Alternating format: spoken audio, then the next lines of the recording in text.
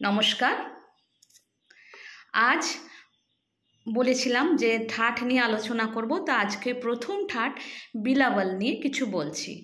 তো এই ঠাট নিয়ে বলতে গেলে প্রথমেই বলতে হয় এতে কি কি স্বর লাগে।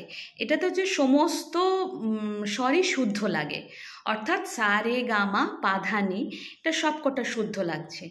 আর এই ঠাটের প্রকৃতি হলো নির্মল, আনন্দদায়ক বা শান্তিময়। এটা প্রধানত সকালে পরিবেশনযোগ্য রাগের জন্যই ব্যবহার করা হয়। এছাড়া কিছু কিছু রাগ আছে যেগুলো সন্ধেবেলা, রাত্রিবেলাও পরিবেশন করা হয়। তো এই ঠাট বিলাবলের কিছু জনপ্রিয় রাগ আছে। সেই রাগগুলো হলো মেনলি একটা হচ্ছে বিলাবল নিজেই আছে, এছাড়া আছে দেশকার, শঙ্কর, দুর্গা, এই সমস্ত রাগ আছে। আর এই রাগে বেশ কিছু জনপ্রিয় রবীন্দ্রসঙ্গীত আছে, এই ঠাটের ওপর বেস করে করা হয়েছে। তা আপনারা শুনলেই বুঝতে পারবেন যে সেগুলো কি। সেগুলো হলো আজি এ বসন্তে কে ডাক দিলে, এটা আছে। আর একটা তোমার খোলা হাওয়া, এটা তো খুবই জনপ্রিয় গান।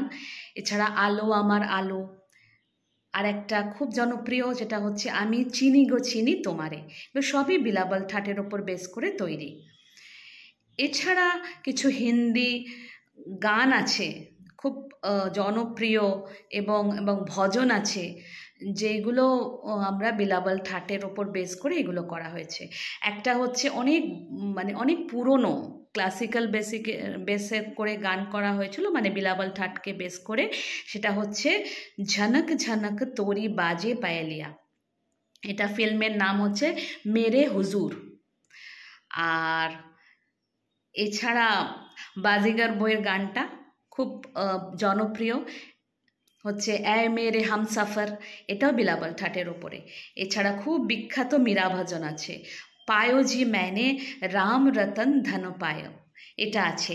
এছাড়া আল বেলা সাজন আয়োরে, এটা আছে। এছাড়া এটাকে বেস করে অনেক কমন কিছু ভজন হয়েছে। সেই ভজনগুলো বললে আপনারা বুঝতে পারবেন যে কি কি আছে, আপনারা নিশ্চিন্ত আপনারা জানতে পারবেন যে এটা বিলাবল ঠাটের ওপর। একটা হচ্ছে রঘুপতি রাঘব রাজারাম, এটা গাই। এছাড়া ওম জয় জগদীশ হরে, এটা আর একটা ভজন আছে, একটু গানে গাই।